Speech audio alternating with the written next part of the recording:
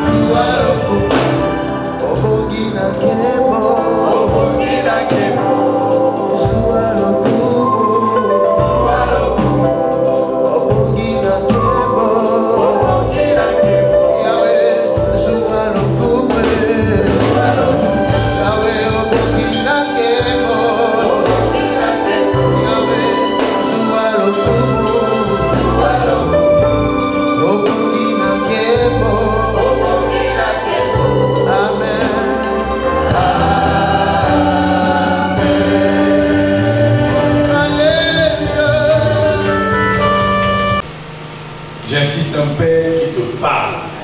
Ah oui, il aime me parler et il me corrige avec beaucoup d'amour. Il dit, regarde, ne fais jamais ça, ne fais jamais ça. Je ne veux pas t'entendre ça. Non, je dis merci papa. Et quand il parle, je retiens beaucoup de choses. En fait, par lui, Dieu m'a façonné. Et quand je me souviens, quand il m'a prêché la parole, j'étais un bandit de la rue. Il m'évitait, mais pendant que je l'approchais là, il savait que le petit là. En fait, j'étais un délinquant dans la rue là. Un voyou, un machocho, un sapeur. J'étais dans la sapologie, donc toutes ces choses me bien aimées. Mais quand il m'a ramassé, il m'a prêché, il m'a façonné, Dieu par lui, bien sûr. Et quand je suis à côté de lui, je dis non, Dieu, tu es fidèle. Ah oui, Dieu est bon. Amen. Et j'insiste, c'est bien d'avoir un père, d'organiser des programmes, s'asseoir avec ton père. Ça t'honore dans la ville, ça donne la notoriété, mes bien-aimés. Ah oui, ça donne la notoriété. C'est bien d'avoir un père. Je vais appeler dans ces lieux mon père. Il est docteur en théologie, il est écrivain. Il est missionnaire, ministère de l'évangélisation, Julien.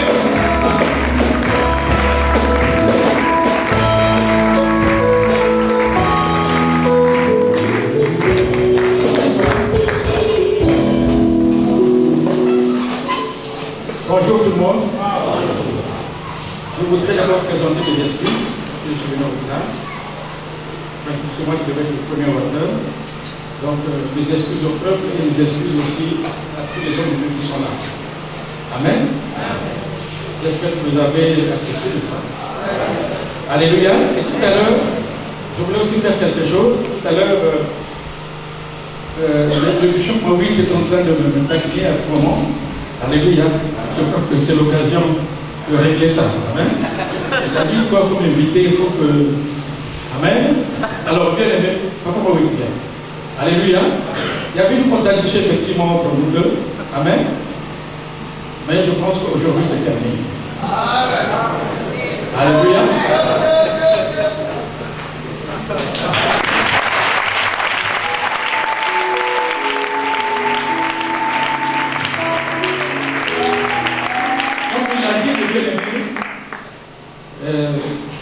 J'ai connu Maurice pour la première fois à Lubumbashi.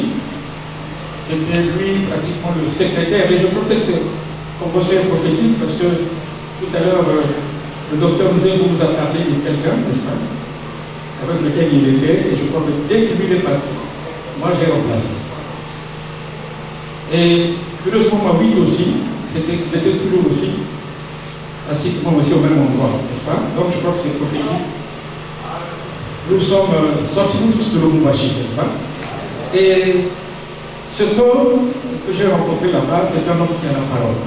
Un homme qui priait beaucoup, qui a la parole, qui passait beaucoup de temps dans la prière. Et si j'ai été rôlé dans la prière, c'est grâce à cet homme-là. Parce que sa porte était pratiquement en face de la mienne, parce qu'on habitait ensemble dans la même maison. Il commençait à prier pratiquement, se réveillait à 4 heures. Et moi aussi, je lui dis, moi aussi, dès qu'il se réveille, commence à prier, moi aussi je prie. Mais bien aimé, on prie 4 heures, jusqu'à 7 heures, je suis fatigué. Lui, c'est comme si il vient de commencer la prière. Donc, moi je m'arrêtais et lui continuait, il allait jusqu'à 9 heures. Et puis après, quand il se lave, puis après, on monte dans la voiture et on va au bureau. Amen. Et cet homme-là, c'était un peu comme lui qui jouait le rôle de secrétaire. Papa Maurice. Il écrivait beaucoup, et j'ai beaucoup vraiment appris à côté de lui. Ça m'a poussé moi aussi à beaucoup écrire, n'est-ce pas? À écrire, à travailler les enseignements, à a écrit, et on était en tout cas très très liés. Et lorsque j'ai organisé une croisade à laquelle j'avais invité cet homme, le Lubumbashi, le papa Maouik est venu. Et il a fait pratiquement 3 mois dans ma maison.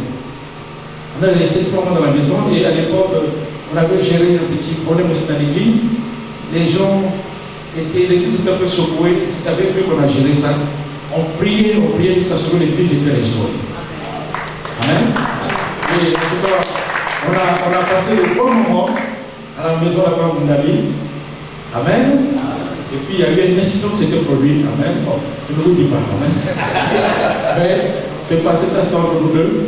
Mais aujourd'hui, c'est réglé. Alléluia. Et je prends l'engagement ici de poser un acte en sa faveur. Amen. Et je voulais aussi dire aussi que j'aime bien le docteur Zim, avec lequel aussi on travaillait beaucoup à l'époque. Mais je crois qu'on va reprendre aussi à travailler ensemble. Amen. Vraiment, il a beaucoup travaillé dans notre église. Il a travaillé aussi dans nos églises sœurs à Pont-Noir. Mais je ne sais pas qu'est-ce qui s'est passé après. C'était la reprise. Mais je crois que maintenant là, comme c'est la convention de la consolation. Amen. Donc, c'est la consigne que nous avez donnée. Je crois que c'est terminé. Amen. Ok, que Dieu vous bénisse. Alléluia. J'aime bien aussi le papa Mathieu, n'est-ce pas? Amen. Et avec lui aussi, on est bien. Amen. Même si la fois passée, j'étais en France et j'ai dit que j'arrive là. Il m'a dit qu'il avait une pastorale. Amen. Mais, alléluia. Okay. Amen, amen, amen. Mais je l'aime bien. Amen. Que Dieu te bénisse. Alléluia. Alors, bien aimé, je voulais parler, je veux faire une exhortation. Cette exhortation a un titre. Je vais aller vite, je peux faire cela en près de 30, maximum 35 minutes. Je vais parler les revers du ministère. Les revers du ministère. Je ne sais pas si tout le monde connaît le mot revers, n'est-ce pas? Vous savez que quand vous prenez par exemple une médaille, n'est-ce pas? La médaille a toujours un côté pile et aussi un côté. Alors le côté face, c'est ça qu'on appelle le revers. Voilà pourquoi on dit recto verso. N'est-ce pas? Donc les revers, bien aimé, du ministère, c'est la face cachée du ministère. Souvent nous ne connaissons que la face pile, mais la face qui est au verso, souvent nous ne la connaissons pas. Et c'est la raison pour laquelle, bien aimé, les gens sont surpris. Et dans cette convention, le thème sur lequel nous sommes en train de travailler, c'est sur les défis, n'est-ce pas? Les défis du ministère. Et quand on parle en réalité de défi, bien aimé, le défi c'est quoi? Un défi c'est quoi? C'est le refus de s'incliner sur l'autorité de quelqu'un ou de quelque chose. Donc le refus de s'incliner sur l'autorité de quelque chose, de quelqu'un ou de quelque chose. C'est-à-dire que quelqu'un cherche à te soumettre, n'est-ce pas? Donc le défi c'est quoi aussi? Eh bien c'est le refus de se soumettre à l'autorité de quelqu'un ou de quelque chose. Il arrive que ce monde est fait pour nous amener, pour nous contraindre à faire certaines choses, n'est-ce pas? Lorsque tu refuses, alors que on dit souvent que tu as relevé le défi. Mais défi aussi, on dit quoi? Le défi, bien aimé, c'est la capacité de franchir un obstacle avec succès. C'est-à-dire que lorsque il y a un obstacle qui est là, mais tu le franchis. Tu peux le franchir, mais échouer. Et quand tu le franchis avec succès, alors on dit que tu as relevé le défi. Et il y a ce qu'on appelle les défis quotidiens, n'est-ce pas? Défis quotidiens, nous les connaissons. Aujourd'hui, par exemple, quand tu te lèves le matin, tu sais qu'il faut que tu manges, n'est-ce pas? C'est un défi. Amen. Mais c'est un défi quotidien. Mais il y a des défis inconnus. Les défis de l'inconnu, et c'est sur ces défis-là qu'il faut insister. Et dans le ministère, bien aimé, il y a des défis que nous connaissons, mais il y a des défis qui sont inconnus. Le ministère, c'est un peu comme une aventure. Amen. Voilà pourquoi il a dit qu'Abraham partit sans savoir où il allait. Mais qu'est-ce qu'il fait? Il obéit simplement. Mais dans son cœur, il se dit qu'il va relever le défi. Et pourtant, il ne sait pas là où il va. Et c'est ça que veut aimer le ministère. Beaucoup de gens aujourd'hui pensent que le ministère c'est un plateau, c'est un cadeau de la prendre comme sur un plateau. Non, bien aimé. Le ministère, bien aimé, c'est une aventure vers l'inconnu. Et ce qui nous tient, c'est quoi? C'est la foi. Donc, et on va avec un partenaire qu'on appelle Jésus-Christ de Nazareth. Voilà pourquoi il est écrit, avec Dieu nous ferons les exploits. Alors, vous pouvez me dire qu'avec Dieu, nous allons relever les défis. En fait, c'est ce que ça veut dire. Donc, les défis, c'est difficile de les relever seul. Mais si on veut les relever, il faut nécessairement les relever avec quelqu'un qu'on appelle Jésus-Christ de Nazareth, ou Dieu. Et j'ai deux textes de base. Luc 2, verset 34. Et 2 Samuel, chapitre 5, verset 17. Luc, chapitre 2, verset 34. 2 Samuel, chapitre 5, verset 17. Je suis en train d'aller vite, s'il vous plaît. Alors, lorsque, dans Luc 2, 34, lorsque Jésus-Christ naît, vous savez très bien qu'il y a toute une machine qui est mise en route. Il y a les mages qui sont là, n'est-ce pas, qui suivent l'étoile. Il y a des bergers, donc qui sont là. Mais après, lorsque un homme qu'on appelle Siméon recueille l'enfant, il prononce un certain nombre de paroles. Et ces paroles-là, souvent, les gens ne font pas attention. Ces mêmes paroles qui ont été prononcées pour Jésus sont aussi valables pour nous. Alors, qu'est-ce qu'on dit, bien aimé? On dit que cet enfant, voilà, cet enfant, il a dit, sera, c'est ça surtout qui est important, sera un signe qui va provoquer la contradiction. On a dit qu'il sera une occasion de chute.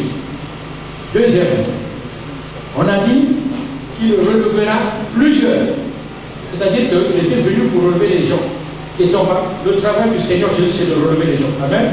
Et dans le ministère aussi, nous sommes là, bien aimés, pour relever les gens. Nous ne sommes pas là, bien aimés, pour tirer les gens vers le bas. Mais nous sommes là pour les relever. Et c'est ça, en réalité, le travail que Jésus veut faire.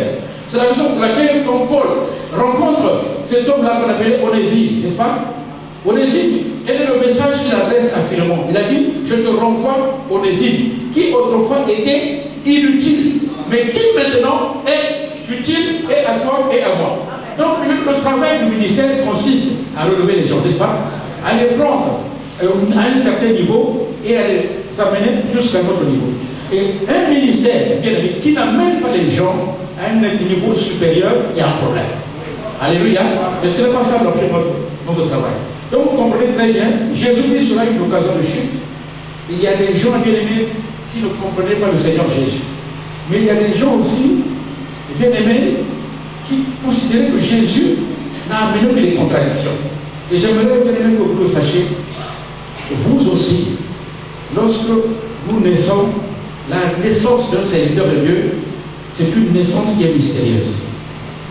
Elle n'est pas comme celle des autres. Quand nous venons dans ce monde en tant que serviteur de Dieu, sachez, bien aimés, que vous allez vivre un certain nombre d'événements que les autres ne vivent pas. Vous allez vivre un certain nombre de choses qui ne sont pas, comme on dit, qui vont sortir un peu de l'ordinaire. Et c'est la raison pour laquelle il faut être préparé à cela. C'est pour cette raison que certaines personnes qui viennent dans le ministère, et bien aimés, lorsqu'ils commencent effectivement à vivre ce qu'on appelle les revers du ministère, alors à ce moment-là, à la fois leur foi tombe. Leur foi tombe et il y a certains qui abandonnent. Donc c'est la raison pour laquelle il faut être préparé. Alléluia. Alors, 2 Samuel 5, verset 17, Dieu dit ceci. Lorsque les Philistins avaient appris que David a été au moins roi, est-ce que vous me suivez? Ils sont allés tous à sa recherche. Est-ce que vous me suivez? Pendant qu'il n'est rien, on le laisse tranquille. Mais dès qu'ils apprennent qu'il est devenu roi, qu'est-ce qu'ils font? Ils vont tous à sa recherche. Cela signifie, bien aimé, vous savez que nous sommes aussi un sacerdoce royal. Nous sommes aussi des rois. Donc lorsque tu rentres dans la dimension de la royauté, sache qu'il y a des puissances du monde des ténèbres qui vont aller à ta recherche. Et il est très important, bien aimé, que vous le sachiez. De la même manière que David était menacé par les Philistins, tant qu'il était dans l'ombre, personne ne s'occupait de lui. Les Philistins étaient calmes. Mais dès qu'ils ont appris qu'il a été au moins roi, c'est terminé. Ils sont allés tous à sa recherche, vous le savez très bien, après il y a eu une guerre. Amen. Je vous parle de ces choses, mes bien-aimés. Aujourd'hui, si tu vas sur Internet, tu peux aller trouver des prédications, n'est-ce pas? Amen. Et j'ai horreur, excusez-moi, les gens qui vont puiser des prédications sur Internet, n'est-ce pas? Parce que dans la prédication, il faut qu'il y ait de la substance, n'est-ce pas? Cette substance spirituelle-là. Donc il faudrait que tu apportes ce que tu as puisé toi-même. Puiser toi-même, et bien dans la présence de Dieu, dans la méditation, c'est ça qui donne la vie. Et Le temps ne veut pas donner pour faire mon témoignage, mais vous allez comprendre que ce que je veux prêcher a aussi un lien avec mon témoignage. C'est plus facile de faire les témoignages quand tu es à l'étranger, n'est-ce pas? Parmi les orateurs qui sont là, le seul orateur local, c'est moi, n'est-ce pas? Eux qui sont d'ailleurs, on peut facilement faire le témoignage. Mais moi, dès que je fais le témoignage, j'ai beaucoup d'enfants ici. Ils vont comprendre que je suis en train de parler d'un tel. Amen. Bon, mais je dis simplement ceci bien. Les revers de la médaille, le premier revers dans le ministère, c'est la contestation. Amen. J'ai parlé de la contestation. Puisque je me base bien aimé sur Jésus. Marc chapitre 6, verset 1 à 6. Jésus-Christ a grandi à Nazareth. Lorsqu'il commence le ministère, les gens ne croient pas en lui. La Bible dit, même ses propres frères ne croient pas en lui. Mais pourtant, il a la paix. Donc, ce n'est pas étonnant, mais lorsque tu vas commencer le ministère, ce n'est pas étonnant que les gens ne croient pas en toi. Alors, bien aimé, sache que c'est un défi que tu relèves. Même si les gens ne croient pas en toi, continue le ministère. Il y a beaucoup de gens qui sont affectés de ce que personne, des membres de leur famille, ne viennent à leur église. Mais bien aimé, il faut t'en foutre, excusez-moi, n'est-ce pas? Qu'ils ne viennent pas continuer le ministère. Pourquoi? Parce que c'est un défi qu'il faut nécessairement relever. Alléluia. Et c'est souvent comme ça. Dès que tu commences le ministère, sache le bien-aimé, il y aura la contestation. Cette contestation peut être mêlée aussi à un manque de considération. C'est-à-dire qu'on ne te considère pas. Mais bien-aimé, j'ai eu l'occasion comme ça, en tant que pasteur, je viens, en tant que pasteur, n'est-ce pas?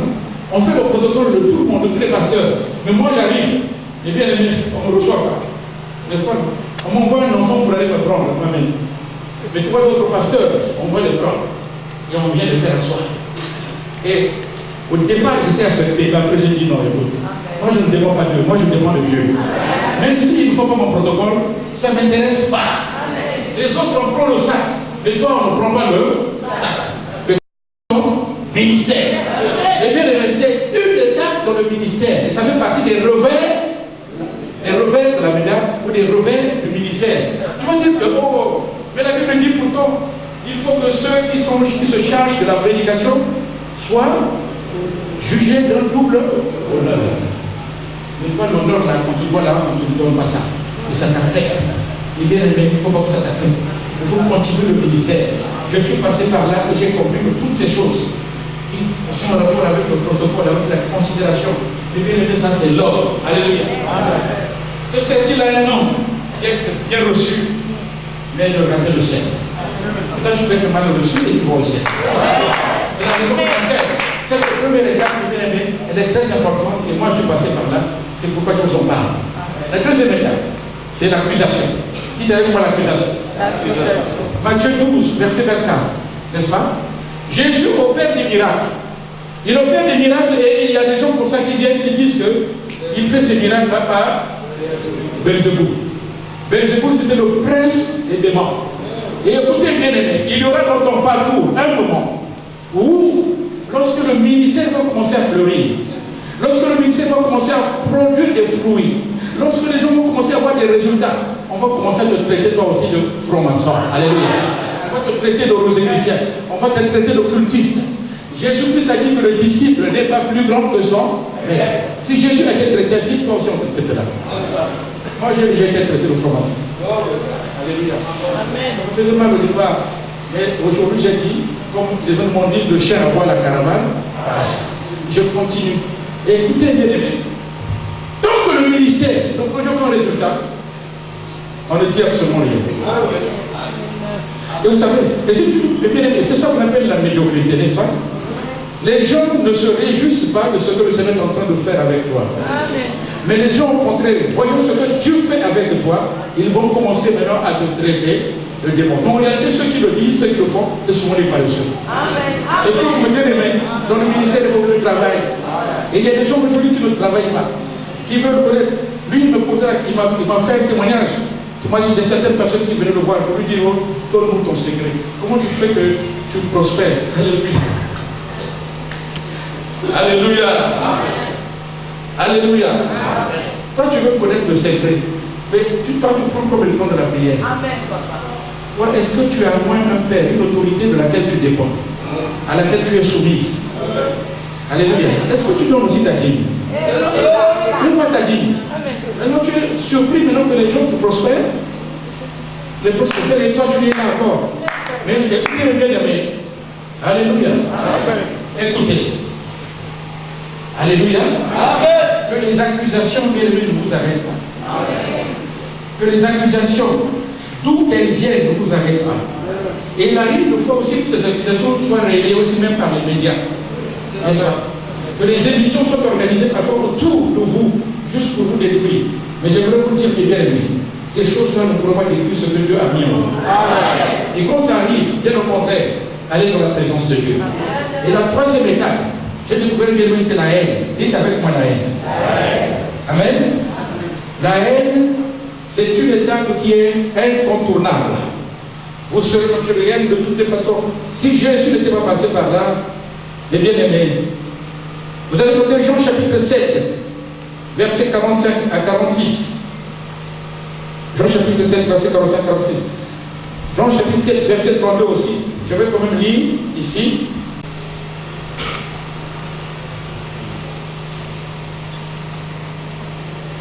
Il est écrit ceci. Ainsi les huissiers retournèrent vers les principaux sacrificateurs et les pharisiens. Et ceux-ci leur dirent, pourquoi ne l'avez-vous pas amené? Les huissiers répondirent, jamais homme n'a parlé comme cet homme. Amen. Écoutez bien, mais la bonne façon de répondre à ceux qui vous haïssent, c'est de continuer à faire le ministère avec puissance, avec démonstration. C'est de multiplier les actions, afin que les échos partent. C'est la raison pour laquelle, lorsque l'église primitive était persécutée, est-ce qu'ils ont fait un bien-aimé? Ils ont simplement prié. Il a dit qu'il se fasse par nous-mêmes des miracles et des prodiges. Et ce jour-là, la terre vient à trembler. Il y a eu un tremblement de terre. Et les gens ils ont commencé à annoncer la parole avec assurance. Et c'est ce qui se passe aussi dans le ministère. Vous serez à un moment donné l'objet de haine. Et cette haine-là peut même aller jusqu'au mépris. Vous comprenez? Et les gens bien aimés vont commencer même, parfois même interpréter certaines choses que vous vivez. Vous savez, lorsque j'ai pris ma femme en mariage, bien aimé, elle était mince, n'est-ce pas, non? C'est souvent une tradition. Souvent les femmes bien minces après elles prennent le poids. Elle était mince. Mais ma femme, même après avoir accouché, elle était toujours mince. Et quelques temps après, lorsque le ministère a pris de l'ampleur, ma femme a pris le poids. Et les gens commençaient à dire, oh mon gars, ma bonne ça. Et puis oh ma bonne ça, ça dit quoi ça là? On est né. Et ça nous fait bien aimé. Et quand on rentrait chez nous, on gérait ça. Alléluia. Je dis Seigneur. Et finalement, le ministère, là, c'est une source de problème. Nous sommes en train de travailler pour Dieu et les gens disent que si nous avons pris en main le poids, c'est l'argent des offrandes. Alléluia. Et quand nous passons bien, les gens du monde, et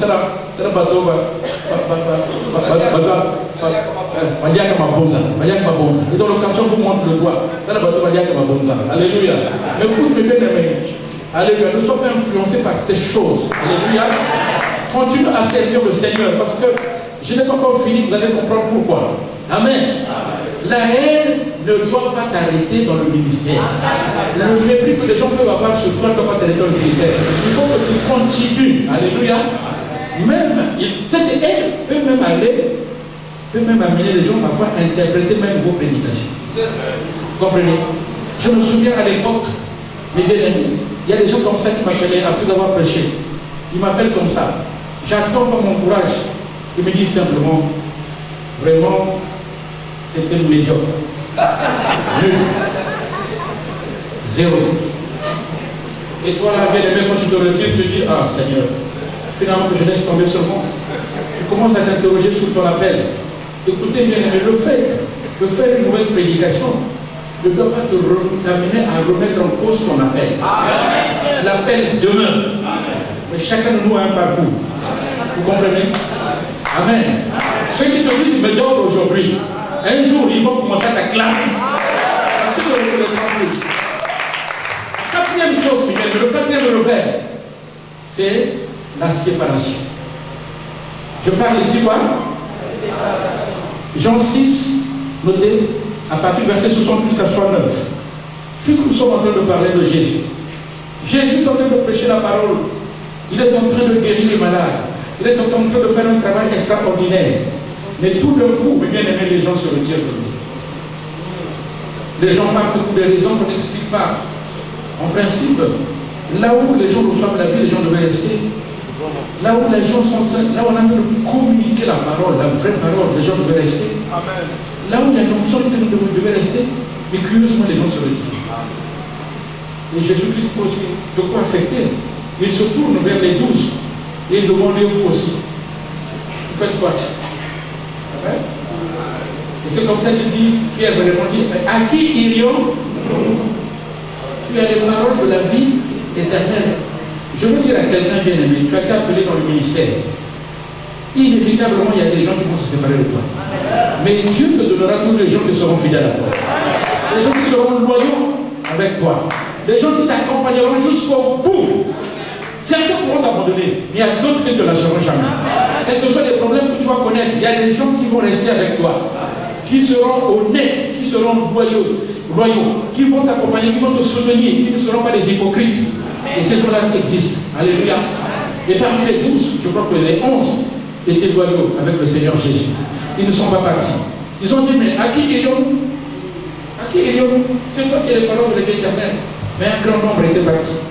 C'est la raison pour laquelle ne pense pas avec ton option de retenir tout le monde. Ce n'est pas possible. Ne pense pas qu'avec la connaissance de la parole que tu as, même la maîtrise que tu as, ne pense pas que tu retiendras tout le monde. Inévitablement, il y a des gens qui partent. Ces gens-là, tu ne peux pas les retenir. Ces gens-là qui partent, moi j'ai l'habitude de le dire, je rends simplement grâce. Amen.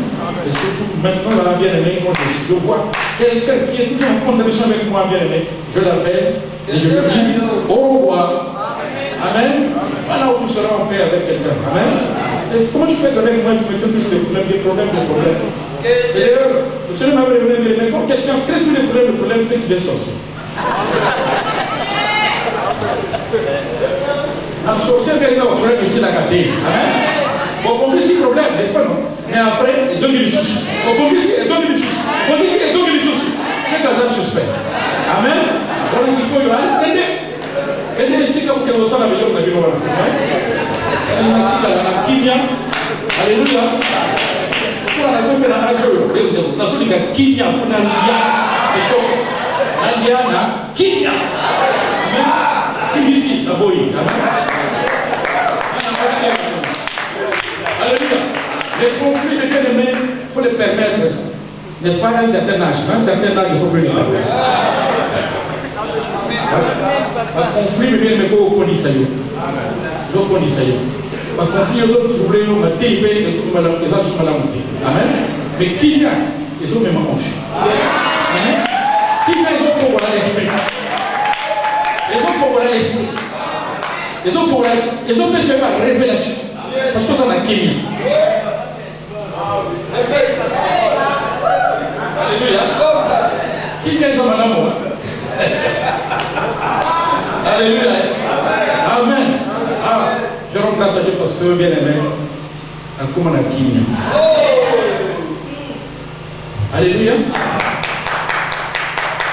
La séparation, elle est véritable. Que la séparation ne t'arrête pas. Amen. Dans le ministère. Les gens sont partis, mais concentre-toi sur les gens qui sont restés.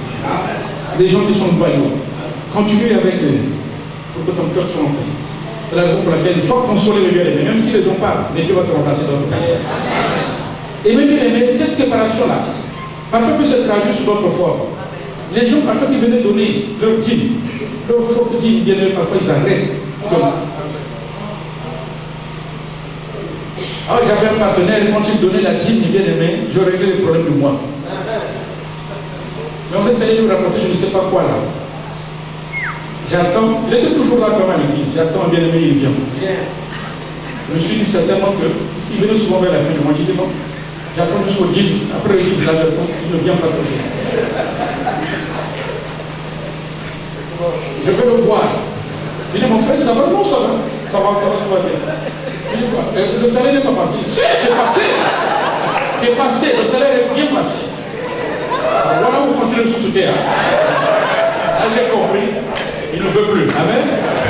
Mais, au moment où la femme c'est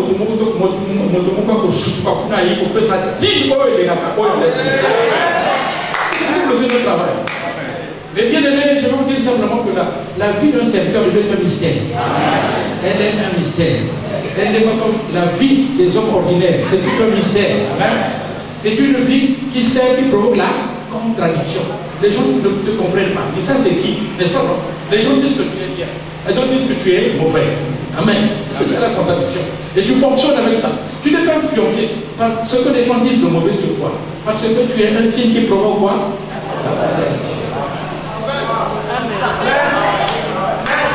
Dis avec moi, Vinanda et Zatégo, ça n'a toujours contradiction.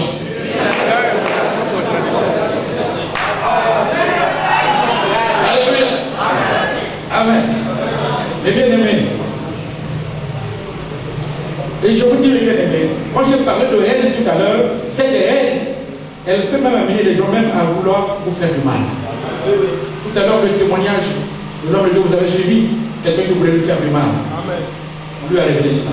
C'est la raison pour laquelle il n'est pas étonnant parce qu'on apprend qu'on a empoisonné quelqu'un. C'est pas les païens qui empoisonnent, hein. C'est seulement les gens qui sont là. Vous savez, Jésus a dit quoi? Il a dit, je vous envoie comme des brebis au milieu des loups. Vous connaissez quelle est l'attitude du loup devant la brebis? Le loup, bien aimé, le loup, quand il voit une brebis, et c'est la raison pour laquelle Jésus a dit, soyez prudents comme des serpents, conduits comme des colons. C'est la raison pour laquelle, bien aimé, tu es serviteur de Dieu, tu es ministre, mais on lui a dit aux yeux de Dieu, tu es comme une brebis. Dans ce monde, tu es comme une brebis. Parce que ce monde est truffé de loups. De loups qui sont là. Et ces loups, bien aimés, ne pensez pas qu'ils sont seulement dans le monde. Ne pensez pas qu'ils sont seulement dans le milieu des païens. Ils sont aussi dans le milieu des chrétiens.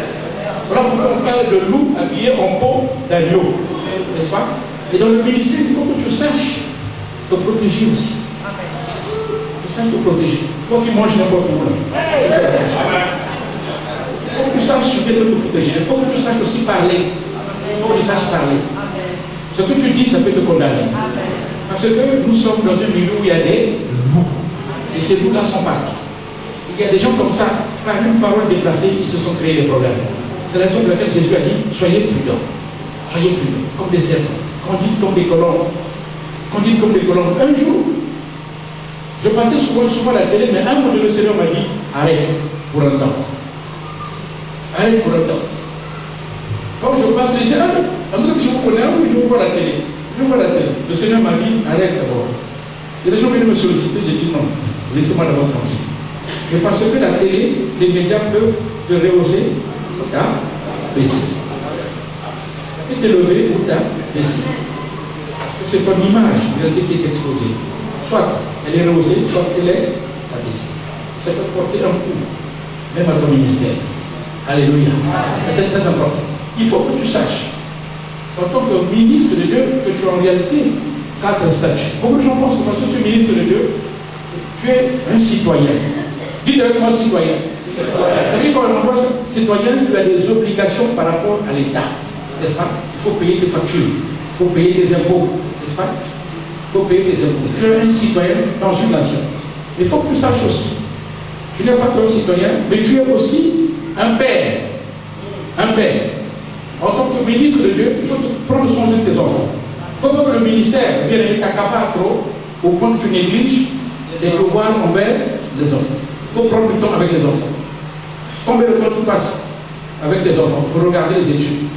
Il y a des ministres de Dieu aujourd'hui qui n'ont pas de temps. Ils laissent les enfants là-bas, les autres s'en occupent. Ils n'ont aucun contact avec les enfants. Ils savent ce que les enfants font. Alors c'est pas étonnant que tu apprennes un jour l'enfant a attrapé une grossesse. Amen. Mais pour les enfants, en tant que ministre de Dieu, tu es aussi un mari ou une épouse. N'est-ce pas? C'est-à-dire que tu as des devoirs aussi à remplir à l'égard de ta femme. C'est pas parce que tu es ministre, il faut que j'aille en retraite, il faut que je voyage. Mais il faut aussi passer du temps avec ta femme. Mais tu as peut-être scandalisé quand je leur avais dit, par semaine, il faut avoir au moins 3 fois les relations sexuelles avec votre femme. Ils étaient scandalisés, je dis, mais il faut faire les relations sexuelles au moins 3 fois par semaine avec votre femme.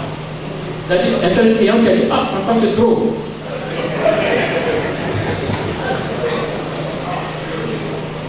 Mais tu es un époux, Alléluia.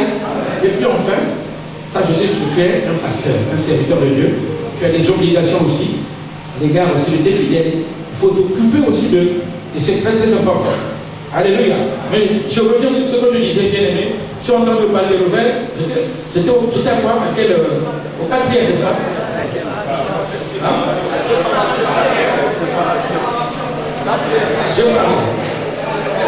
J'ai parlé de la contestation, l'accusation, la haine, la séparation, voilà. Et puis enfin, la reconnaissance. Amen. Alors, bien aimé, sachez que aujourd'hui, ceux qui ont contesté ton ministère à l'époque, amen, Dieu permettra, bien aimé, que dans l'avenir, ils puissent reconnaître ton ministère. Vous savez que, mes bien-aimés, il n'y a que toi-même qui peux te battre pour que ton ministère soit reconnu. Amen. Ne compte pas sur les autres. Il faudrait que tu travailles, que tu fasses la démonstration pour que ton ministère soit reconnu. Et ceux qui ne croyaient pas, ceux qui méprisaient Jésus, c'est vrai que ça c'est exceptionnel pour Jésus. Mais Dieu, bien aimé, aujourd'hui le fait pendant que nous sommes vivants. Quelqu'un a dit, je crois que c'est dans Matthieu 27, verset 54, cet homme qui avait certainement percé le côté de Jésus, ce soldat qui était là à la croix, lorsque, après la mort du Seigneur, il y a eu des manifestations, et bien aimé, il a regardé Jésus, il a dit, assurément, cet homme était le Fils de Dieu. Un jour, on dira aussi de toi, assurément, cet homme est un grand serviteur. Ceux qui peuvent traiter de franc-maçon, bien aimé, ils finiront un jour par reconnaître et dire non, laissez cet homme, il sert Dieu. C'est la raison pour laquelle, bien aimé, soyez tranquilles. Travaillez simplement. Ne faites pas comme les paresseux, n'est-ce pas? Qui sont là pour répondre. Moi, je ne répondrai jamais. Il y a des gens aussi qui utilisent parfois les médias pour aller répondre. Ah, moi, je ne suis pas franc-maçon. Je ne suis pas franc-maçon. Celui qui continue à parler de moi. Ce n'est pas nécessaire. Alléluia. Reste tranquille. La même personne qui dit que tu es franc-maçon, elle va témoigner un jour que tu es un véritable serviteur de Dieu. Que tu es un puissant serviteur de Dieu. Et c'est ça que bien aimé aujourd'hui qui fait que je sois consolé. C'est ça que je voulais vous partager. Que le Seigneur vous bénisse.